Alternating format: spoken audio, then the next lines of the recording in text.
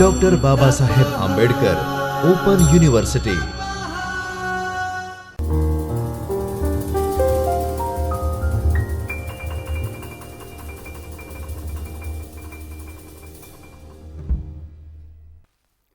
નમસ્કાર.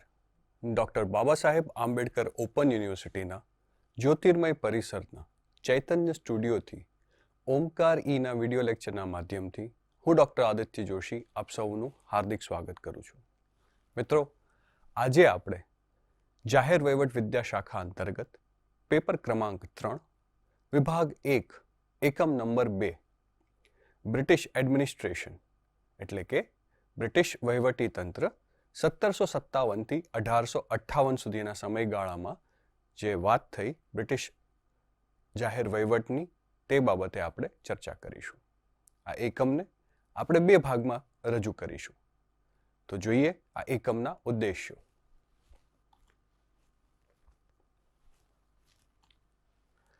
મિત્રો, આ એકમનો ઉદ્દેશ્ય એ છે કે બ્રિટિશનું આગમન જ્યારે ભારતમાં થયું તો એના કેટલા તબક્કાઓ હતા. મૂળતઃ આ 1757 ને 1858 100 વર્ષનો એક જે સમયગાળો છે એમાં કઈ કઈ મુખ્ય ઘટનાઓ થઈ અને કઈ રીતે ઈસ્ટ ઇન્ડિયા કંપનીના આગમનથી જે એક વ્યાપારી અને વાણિજ્યના હેતુથી આવેલ એક કંપની હતી તેમાંથી સમગ્ર ભારત બ્રિટિશ શાસનને આધીન થઈ ગયું. મિત્રો, આ એકમ માત્ર ને માત્ર વિદ્યાશાખા તરીકે પણ નહીં, આપણા જીવનમાં, આપણા સમાજ, આપણી પરંપરામાં એટલું જ મહત્વ ધરાવે છે કે કઈ કઈ બાબતોને લીધે આપણે ગુલામીમાં સપડાયા. મિત્રો, આપણે ઘણી વખત આઝાદીની વાત કરીએ છીએ કે આઝાદી કઈ રીતે મળી, પણ આપણી માટે એટલું જ જરૂરી છે સમજવું કે કઈ રીતે પરાધીનતા, પરતંત્ર અને ગુલામીપણું આવી શકે એક સમાજમાં, એક રાજ્યમાં, એક સમુદાયમાં. તો આને એક આ અભિગમથી પણ આપણે જાણી શકીએ, ભણી શકીએ અને એને ગણી શકીએ. તો મિત્રો, આ એકમના મુખ્ય ઉદ્દેશ્યો એ છે કે બ્રિટિશ ઈસ્ટ ઇન્ડિયા કંપની જે છે તે 1757 થી 1857 વચ્ચે વહીવટી તંત્રના અગત્યના સિંહાચિહ્નો, માઇલસ્ટોન્સ જેને આપણે ઇંગ્લિશમાં કહીએ છીએ, તેને આપ સમજી શકશો.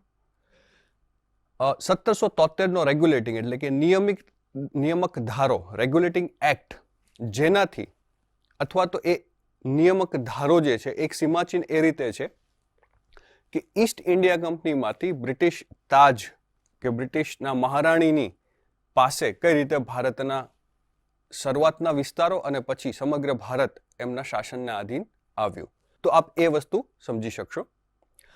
કેન્દ્રીય સચિવાલય જેણે તેના પડતર વર્ષોમાં જે સ્વરૂપ ધારણ કર્યું, સેન્ટ્રલ સેક્રેટરીએટ જે બ્રિટિશ એડમિનિસ્ટ્રેશનનું હતું, તેના મુખ્ય લક્ષણો આપ દર્શાવી શકશો અને ઈસ્ટ ઇન્ડિયા કંપનીના વહીવટી કાળોમાં વિભાગીય અને જિલ્લા વહીવટીમાં એના મુખ્ય લક્ષણો કે લાક્ષણિકતા જાણી શકશો. તો આપણે આ એકમના ઉદ્દેશો જાણ્યા, પણ એની બાદ પ્રસ્તાવનામાં હું જે રજૂ કરવા માંગુ છું તે મિત્રો એ છે કે આ સમયગાળો છે આપણી પાસે 100 વર્ષનો, પણ એની પહેલા કઈ રીતે અલગ અલગ યુરોપિયન સંસ્થાઓ, રાજ્યો સમગ્ર વિશ્વમાં નવી જગ્યા, નવા વિસ્તારોની શોધમાં નીકળ્યા અને શું કામ.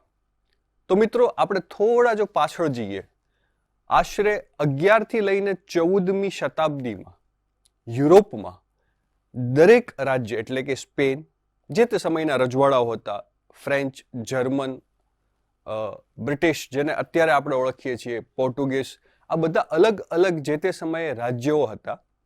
ત્યાંના મહારાણીઓ અને મહારાણાઓની સામે એક મોટો પ્રશ્ન હતો.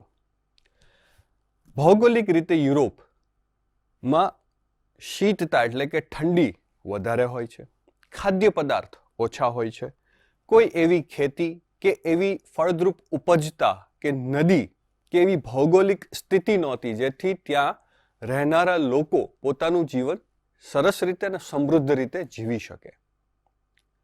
અને ઘણા બધા એવા પરિબળો હતા, માનો કે દુકાળ છે, પૂર છે, તો એવી ઘણી બધી પ્રાકૃતિક આપદાઓ એવી આવતી જેને લીધે યુરોપના પ્રદેશમાં જનજીવન સામાન્ય માણસ માટે ખૂબ જ અઘરું હતું.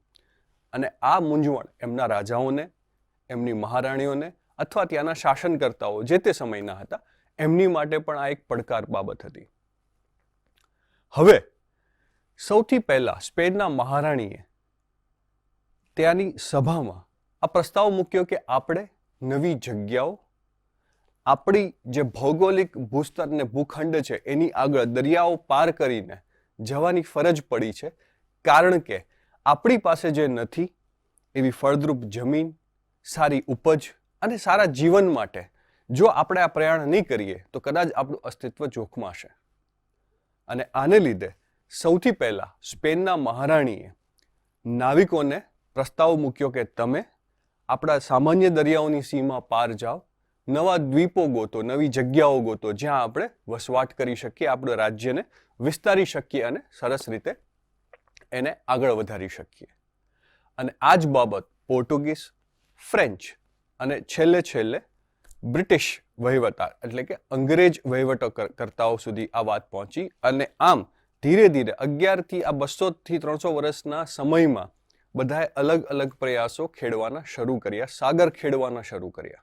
શરૂઆતમાં કિંચિત સફળતા ન જ મળી હશે, પણ ધીમે ધીમે સારી નાવો, ખગોળશાસ્ત્રના સારા સાધનો અને આ બધાના વિકાસ અને ધીરે ધીરે સમજણને આધારે એ લોકો અલગ અલગ પોતાના યુરોપ, જે અત્યારનું યુરોપ છે, પોતાના અત્યારના યુરોપથી ભૂખંડથી આગળ પહોંચ્યા.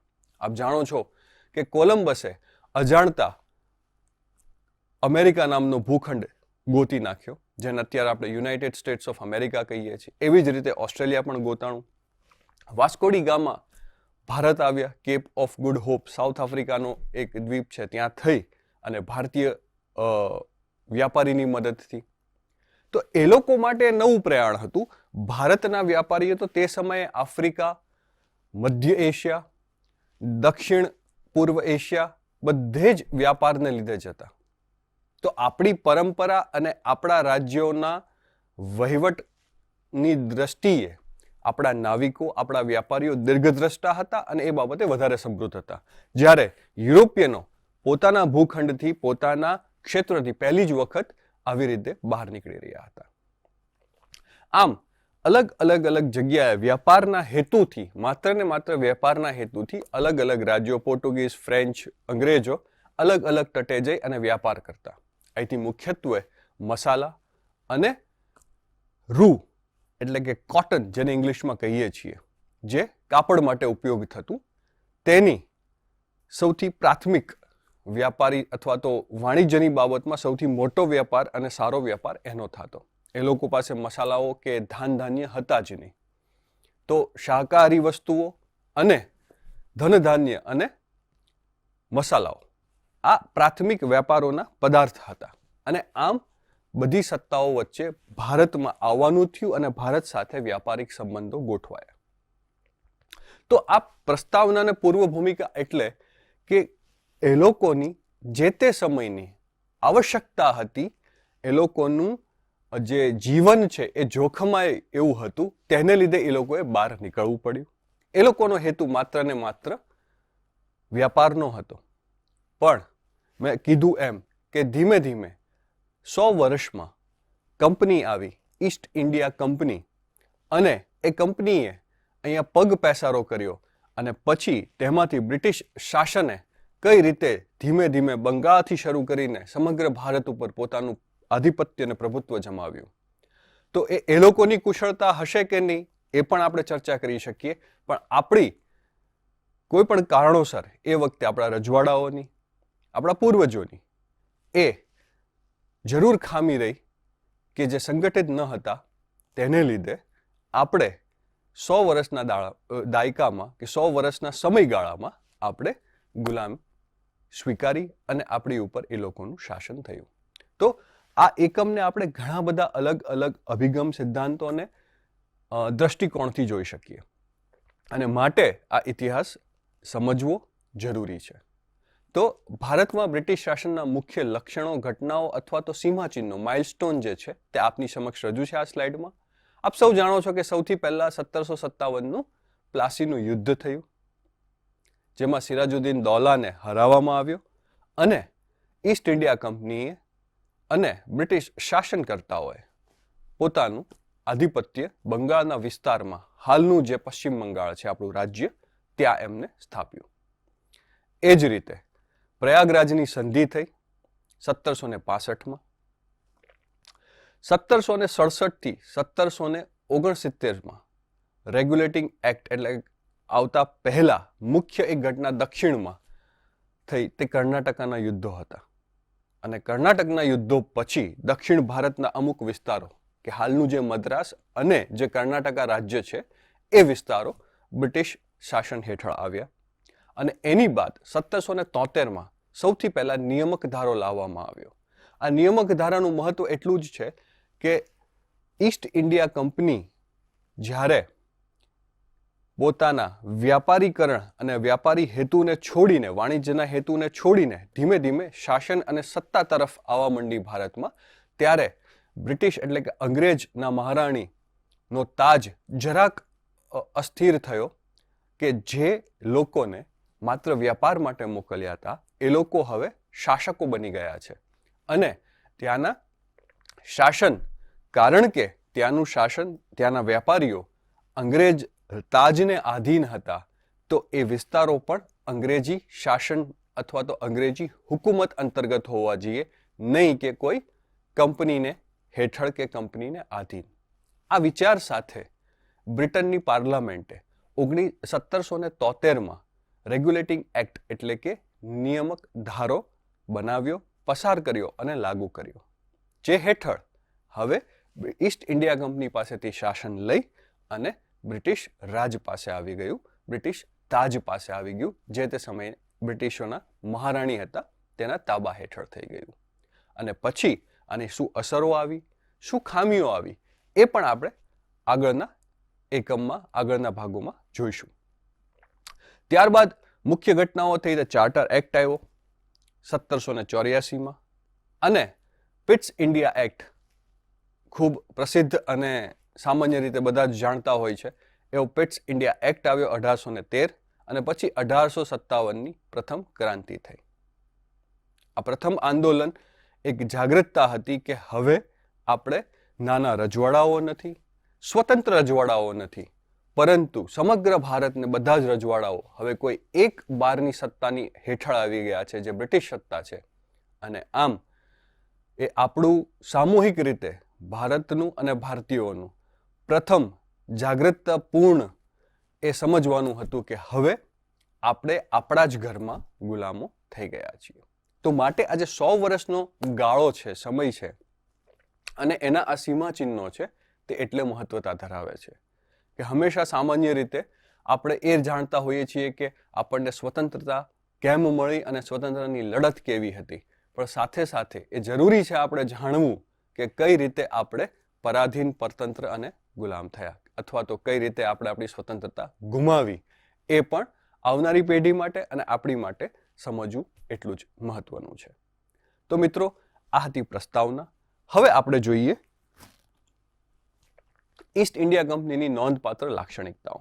તો આપણે સૌ જાણીએ છીએ કે ઈસ્ટ ઇન્ડિયા કંપની 14મી શતાબ્દીમાં મુગલ સરકાર, જે તે સમયે દિલ્હીમાં હતી, તેમની સાથે કરારો કરેલા, અને માત્ર ને માત્ર મુંબઈ, કલકત્તા અને ચેન્નાઈ જેવા પોર્ટ, જેને આપણે તટો કહીએ છીએ અત્યારે, જે તે સમયના બંદરો હતા, વ્યાપારિક બંદરો હતા, ત્યાં વેપાર કરવા માટે આવેલા, અને એ લોકો વ્યાપાર જ કરતા.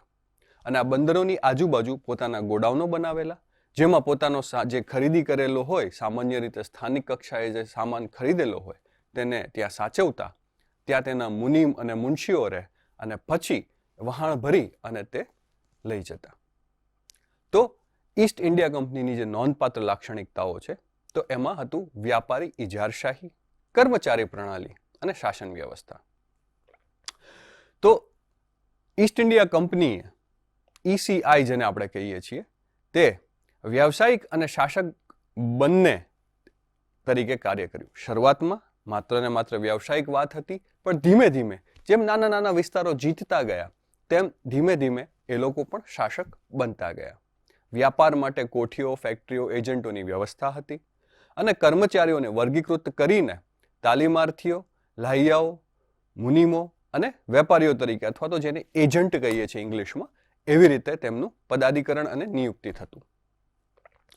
એ વખતે ભ્રષ્ટાચાર કંપનીમાં અને કંપનીના માણસો દ્વારા ચરમસીમાએ હતો અને શાસન પદ્ધતિ જે છે તે ગવર્નર અથવા ગવર્નર જનરલ દ્વારા સર્વોચ્ચ પદાધિકારી તરીકે ચાલતી.